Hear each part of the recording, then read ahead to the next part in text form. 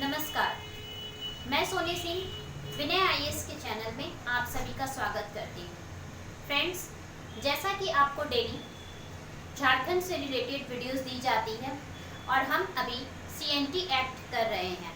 CNT act part 1, part 2, part 3 की videos आपको दी जा चुकी है। आज जो है सीएनटी एक्ट पार्ट 4 है। सीएनटी एक्ट जो है ये अपने आप में एक ही बहुत ही बड़ा वास्ट चैप्टर है। इस चैप्टर को हम पार्ट वाइज आपको दे रहे हैं वीडियो के थ्रू। हर एक धारा में किन किन बातों पर विशेष तौर से जोर दिया गया है, किन किन बातों का विश्लेषण किया गया है, इन सभी चीज़ों के बारे में हम ध्यान से देखेंगे कि क्या क्या चीज़ें जो है ये हर धाराओं में दी गई है। आज जो हम स्टार्ट करेंगे अध्याय 3 छोटा नागपुर काश्तकारी अधिनियम के अध्याय 3 के अंतर्गत धारा 9 से लेकर धारा 15 के बारे में जानेंगे। तो चलिए स्टार्ट करते हैं। आप वीडियो की लास्ट तक, मतलब कि ये जो सीएनटी एक्ट अभी कंटिन्यूटी में चल रहा है, सीएनटी एक्ट जिस दिन इसका सारा चीज खत्म हो जाएगा, लास्ट जो वीडियोस बनेगी वो बनेगी सीएनटी एक्ट से रिलेटेड क्वेश्चंस पे। जो भी इम्पोर्टेंट क्वेश्चंस है, जैसा कि जेपीएससी की जो लेटेस्ट वैकेंसी है वो आ चुकी है, तो प्रिपरेशन जो है वो हमें अब 100% तरीके से करना है और एग्जाम भी जो है मई में है। हमारा जो फर्स्ट है जिसमें हम धारा 9 के बारे में जानेंगे। धारा 9 में जो है ये सारा धारा 9 से लेकर 15 में भूधारक से संबंधित सारी चीजों के बारे में दिया गया है। भूधारक, भूधृति, इन्हीं से संबंधित। पिछली धाराओं में मैंने आपको बताया भी था कि ये जो भूधृति, भूधारक, ये सारे जो शब्द है ये हमें आगे चलकर बहुत सारी धाराओं में पढ़ने को मिलेगा। भूबंधक, इन सभी के बारे में। धारा 9 में क्या दिया गया है?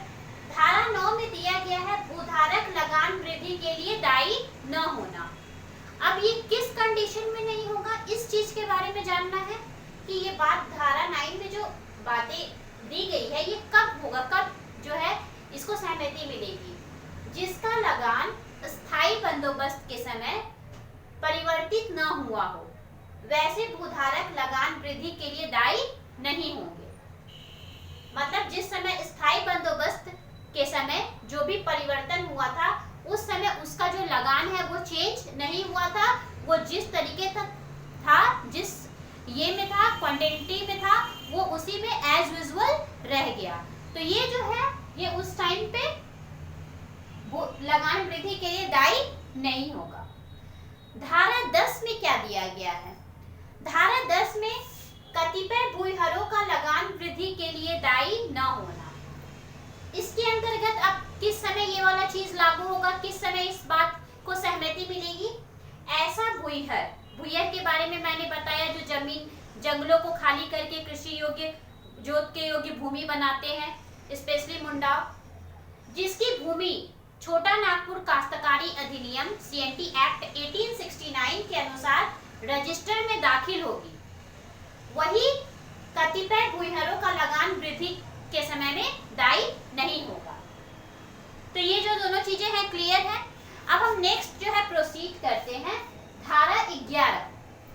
धारा 11 में किस बात पर विशेष तौर पर जोर दिया गया है?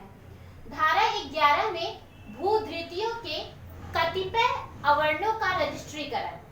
अब ये किस समय संचालित होगा? जब किसी भूधृति या उसके किसी भाग का अंतरण, उत्तराधिकार या फिर विरासत और विक्रय, दान या विनिमय के द्वारा किया जाएगा।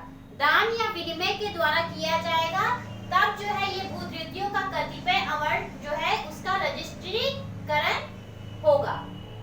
किस समय होगा? जब ये सारी चीजें जो विरासत, विक्रय, अंतरण, उत्तराधिकार है वो किस समय दान या विनिमय की प्रक्रिया के द्वारा किया जाएगा।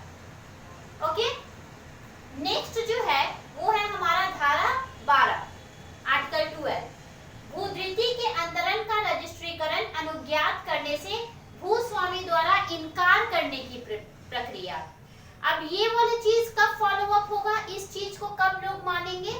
जब यदि कोई जो भूस्वामी है वो धारा 11 का पालन ना करे, अर्थात रजिस्ट्रीकरण जो है इसके द्वारा नहीं होगा, विनिमय या दान के द्वारा नहीं होगा, तब वो अंतरिति जो है उपायुक्त के पास, जो भी वो जमीन लेगा वो उपायुक्त के पास आवेदन कर सकेगा एवं एक पर्टिकुलरली जांच, एक उसके ऊपर ऑब्जर्वेशन किया जाएगा। जांच करने के बाद जो उपायुक्त है वो अंतरण रजिस्ट्री होने का जो है ऑर्डर पास कर सकता है, आदेश दे सकता है। ये कभी कब फॉलो अप होगा? जब वो है धारा 11 का पालन नहीं करे। जब धारा 11 में जो दिया हुआ इन सभी चीजों का पालन नहीं करेगा तब, in that condition. In article 30 भूधृति का विभाजन या लगान का वितरण, वो कैसे कब फॉलो अप होगा? भूधृति या उसके भाग के विभाजन होने पर लगान भी उसी अनुपातिक तौर होगा, अनुपातिक संरचना में, वो भी एक पर्टिकुलरली अमाउंट में डिवाइड होगा। जिस तरीके से भूधृति और उसके भाग का विभाजन होगा, लगान भी उसी अनुपातिक तौर पर विभाजित होगा। ये दिया हुआ है हमारा आर्टिकल 13 में। तो ये जो चीजें थी, ये सभी चीजें जो है, ये सारी चीजें अभी जो हम धारा 9 से लेकर 15 में देखेंगे, ये सभी भूधारक और भूधृति से संबंधित होगी। अब जो है वो हम देखेंगे धारा 14 और 15 के बारे में, जिसमें कि हमारा जो अध्याय 3 है वो पूरी तरीके से समाप्त हो जाएगा। धाराएं खत्म नहीं होगी, अध्याय जो है अध्याय 1, 2 और ये तीसरा खत्म हो जाएगा। धारा 14 में दिया हुआ है पुनर्ग्रहणीय भूधृति के पुनर्ग्रहण पर विलंबों में बातिलीकरण। अब ये किस कंडीशन में होगा? ये बातिलीकरण क्यों होगा? किसी पुनर्ग्रहणीय भूधृति के पुनर्ग्रहण पर उसके उत्तराधिकारी का अधिकार वातिल समझा जाएगा। वातिल मतलब खारिज। अब ये कंडीशन कौन कौन सी दी हुई है? कंडीशन दी हुई है किसी छावनी के लिए सरकार भूमि अधिग्रहण करे, या फिर किसी पवित्र बाग बगीचा को लगाने के लिए, या कोई भी मुंडारी काश्तकारी भूमि होनी चाहिए। धारा 15 में दिया गया है कि धारा 11 से किसी जमीन की रजिस्ट्री अगर होती है तो उस समय भूस्वामी जो है उस पुनर्ग्रहणीय जमीन को वापस ले सकेगा, जिसमें कि दाखिल खारिज जो है वो आवश्यक है। ये जो था ये सारा था हमारा अध्याय 3 भूधारक और भूधृति से संबंधित। जो नेक्स्ट अध्याय है हमारा वो है अध्याय 4, जिसमें हम पढ़ेंगे अधिभोगी रैयत के बारे में। अध्याय 4 में धारा 16 से लेकर 36, 16 से लेकर 36 धाराओं के बारे में सारी चीजें जो है विस्तृत रूप से दी गई है कि किन धाराओं में किन किन बातों पर विशेष सहमति दी गई है, किन किन बातों पर विशेष तौर से जोर दिया गया है।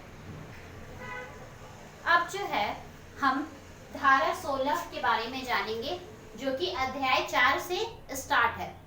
अध्याय 4 में धारा 16 से लेकर 36 तक सभी विवरण दिए गए हैं। धारा 16 में किस बात को रखा गया है? विद्यमान अधिभोगाधिकार का बना रहना। अब ये किस कंडीशन में विद्यमान अधिभोगाधिकार जो है वो बने रहेगी? जब प्रत्येक रैयत को भूमि में भोगाधिकार प्राप्त होने के लिए 12 वर्ष तक का खेती क्रिया होना चाहिए। इसमें अधिभोगाधिकार प्राप्त होने के लिए कितने वर्ष की खेती क्रिया होनी जो है वो कंपलसरी है? ये आपकी जो है वो कंपलसरी होनी चाहिए 12 इयर्स के लिए। कितने इयर्स के लिए? 12 इयर्स के लिए। धारा 17 में जो है बंदोबस्त रैयत की परिभाषा पर विशेष तौर से जोर दिया गया है।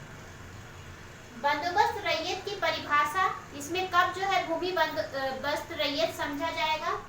ऐसा रैयत जिसमें नियम लागू होने के बाद 12 वर्ष लगातार जो है भूमि धारित किया गया हो, वो ऐसी जो भूमि है वो भूमि कैसी समझी जाएगी? बंदोबस्त रैयत समझी जाएगी। अब इसी चीज को धारा 18 में किस तरह से प्रविष्टि दी गई है? धारा 18 के अकॉर्डिंग जो है वो भूमि बंदोबस्त रैयत कैसी कब समझी जाएगी उसके बारे में जानते हैं। कतिपय दशाओं में भूइहरों तथा मुंडारी खूट कट्टीदारों का बंदोबस्त जो रैयत होना। इस कंडीशन में क्या है कि किसी भी गांव की ऐसी भूमि जो कि मुंडारी खूट कट्टीदारी काश्तकारी भूमि का भाग न होगा, इस अधिनियम के पूर्व किसी के अधीन मुंदारी खूट कट्टीदारी की प्रविष्टि कर दी गई हो एवं लगातार 12 साल तक भूमिदारित किया गया हो, तब उस स्थिति में वो जो भूमि है बंदोबस्त रैयत समझा जाएगा। तो ये जो है ये धारा 16, 17 और 18 इन सभी में अलग अलग तरीकों से बताया गया है कि किसी बंदोबस्त रैयत का जो परिभाषा है वो धारा 17 में किसके अकॉर्डिंग सही है और धारा 18 में किसके अकॉर्डिंग सही है। दोनों में रूल्स एंड रेगुलेशंस जो है वो बिल्कुल अलग अलग है। तो आज हम धारा 18 तक ही स्टॉप करते हैं। नेक्स्ट वीडियो में आपको धारा 19 से आगे बताया जाएगा। इसी तरह अन्य महत्वपूर्ण जानकारी के लिए हमारे चैनल के साथ जुड़े रहें। धन्यवाद।